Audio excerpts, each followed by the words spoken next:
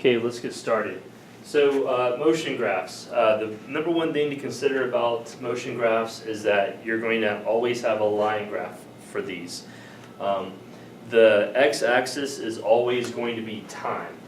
So a couple things to remember about these. First of all, there's three main types.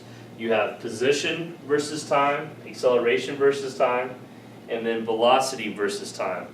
One thing to point out here is the term displacement. What this word means, it means position. So if you ever see the word displacement, just understand that that's another way of saying position. And then again, the things to remember, time is always on the x.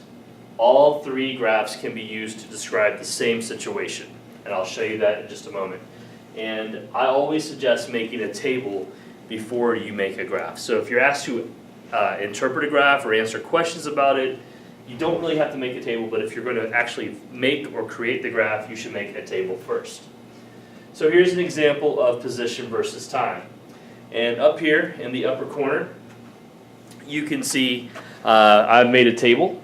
I have my position, which you can see right there. I have the time. And so if I were to take that same information that's in the table and place it on the position versus time graph, or displacement versus time graph, you can see that I've plotted these same numbers here. I have time on the x, position on the y. Now, when you see a position versus time graph, if the line is straight, what that means is that the object is moving at a constant velocity. And by that, I mean that the speed is not changing. There's no acceleration going on. It's moving at the same speed, not changing, not speeding up, not slowing down. If that line has some kind of a bend in it or some kind of a curve, then acceleration of some type is occurring. So here we can see that the steeper the slope is, the greater the velocity. So here we have a blue car and a red car. You see the blue line is right here, and then the red line starts at 4 seconds, but you can see that it arrives at the same destination. It can start 4 seconds later because it has a steeper line, which means it's going faster. Alright, so here we have some different things you might see on the position versus time graph. This is the point of origin, that's the beginning. So think of this like the starting line.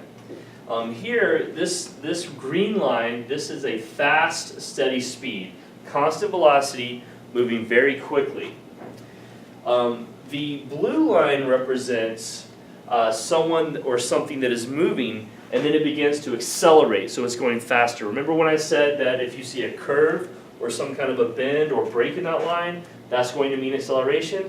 Well, this is acceleration. This is the point of origin. It's moving away, so the further it gets, the higher up it's going to be on the y. Okay? And then this is just time. This is the time going by. So as the time goes by, it's moving further away, but it's not moving at that same velocity. It actually gets really fast. If it was going to move at a constant velocity, then you would see a straight line going like this. Now the red one is a little more complex. First, it has a steady, constant velocity, and then at this point, along that, I think that's the 3rd second, it stops moving. So if you see a horizontal line on a position versus time graph, that means it's stationary, that it stops moving. It is at rest. If you see a negative slope, that means it goes back to its return position. So this would be like if you're outside your backyard playing with your dog, and you threw a frisbee, the dog runs, grabs a frisbee, he takes a few seconds to get it in his mouth, and then he runs back to you at a steady speed. That's what that could represent. Alright, a velocity versus time graph, this is how fast something is moving, not how far away it is from its point of origin. So looking at velocity, here we have the speed. You can see speed on the y, time on the x. Here we have a constant velocity of 6 meters per second, and then at this point, which looks like it's second number 5, that speed jumps all the way to 10, and then the object keeps moving at that constant velocity. So here, a straight line means no change in the y, obviously, but a horizontal line represents a constant velocity. If you ever see a diagonal line in this, and Remember, in a position versus time graph, a diagonal means, a constant velocity also. But here, a constant velocity is horizontal. If you were to see a diagonal line, then that would represent acceleration. So here we have 3 racers.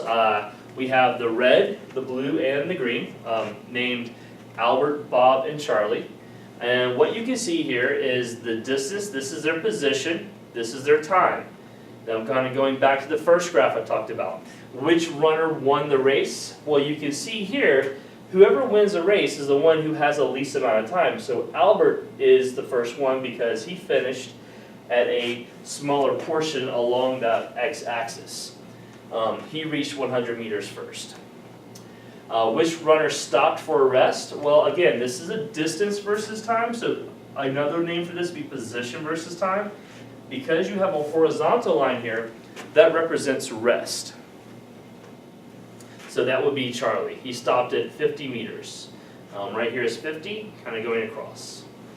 And how long did he stop? We just need to count the seconds. So you're going from 8 to 13. So he stopped for 5 seconds.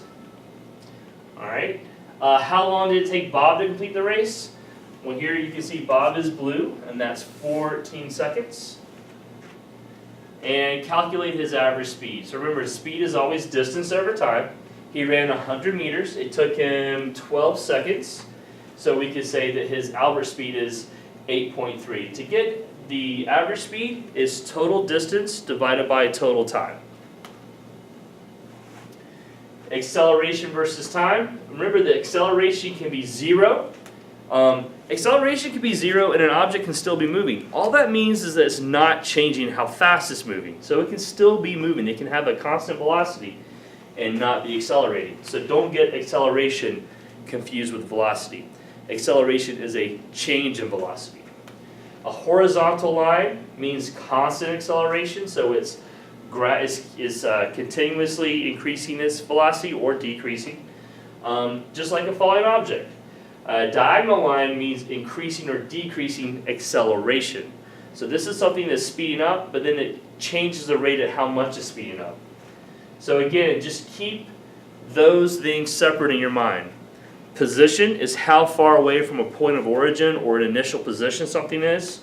Acceleration is how fast velocity is changing, and that can change in a positive way or a negative way.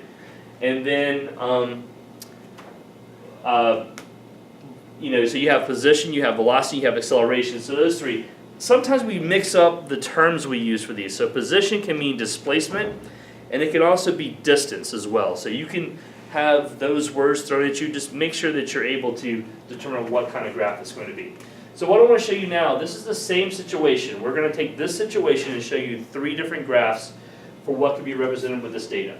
So you can see when you first start out, we're going to cover this over the course of 8 seconds. When you first start out, you're talking about an object that is at rest. It has 0 velocity. And then as you look, the velocity goes to 1, to 3, to 5, to 8, back down. So it gets faster, and then it begins to slow down. Okay? And this tells you how much it increases by each second. So you take 0 plus 1 to get 1, 1 plus 2 to get 3, 3 plus 2 to get 5, and so forth. So this is the acceleration. You can see I'm increased by 1 meter per second squared, 2 meters per second squared. But look down here, I have negative acceleration. So when you have negative acceleration, what's happening is it's slowing down. It's getting slower. All right, so let's look at this. So first of all, taking this information, let's look at the position versus time graph. And you can see what's happening here. Again, that line is not straight. There is a curve in it and a bend in it. So you can see here, this is position versus time. So this is how far away I am from the point of origin or the start position, the starting line in a race.